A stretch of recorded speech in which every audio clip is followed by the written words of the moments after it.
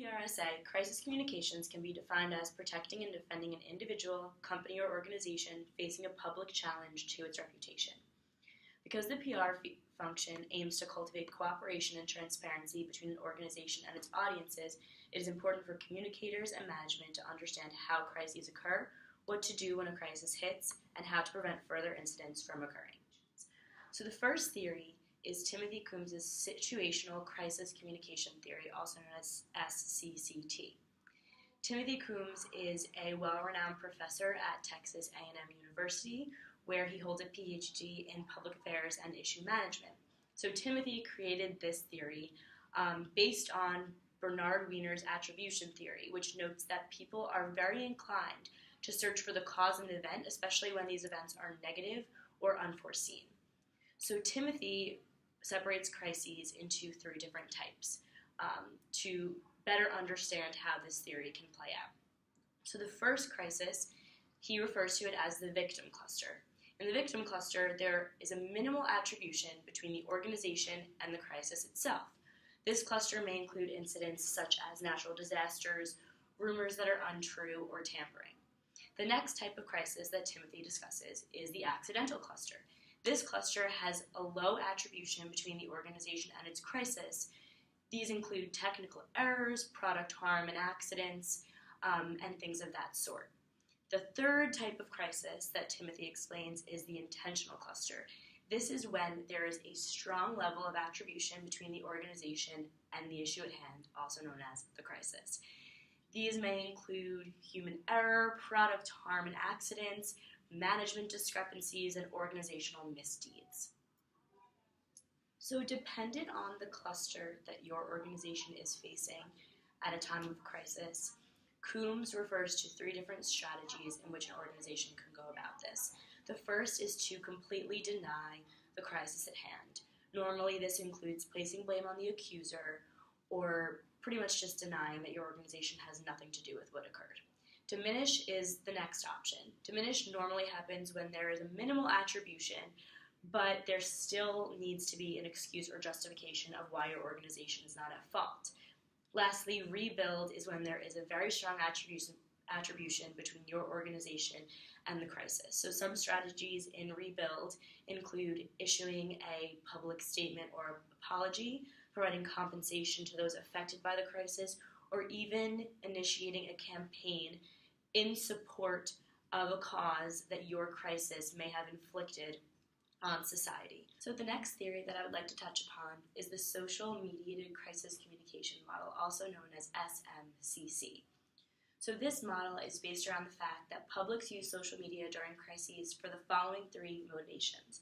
One is issue relevance and to discuss the issue. Two is to seek information or new findings.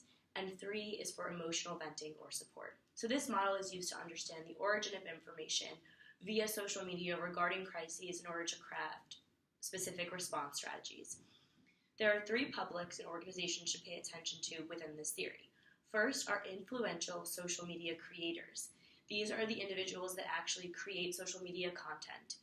The next are followers who share this content, and the third are social media inactives who pretty much listen to all of this content that is out there on the collaborative platform of social media and the internet. Organizations then have to find out the origin of a social media message, the type of crisis at hand, how people are reacting to the crisis, and then craft a specific messaging strategy and through which medium that message strategy will go through to reach the appropriate audience. So the first case study that I would like to highlight is the Tylenol and cyanide case from 1982. Tylenol was laced with cyanide, and ultimately 7 people in Chicago died due to this misdemeanor. James Burke, the CEO of Johnson & Johnson, he took an initial reaction to emulate the corporation's founding morals and propositioning throughout all communication strategies going further with the crisis. So from the very beginning, Tylenol took a rebuild approach in terms of how to handle this crisis. The first step that the company took was they notified consumers through advertising and traditional media, urging them to not consume any form of Tylenol.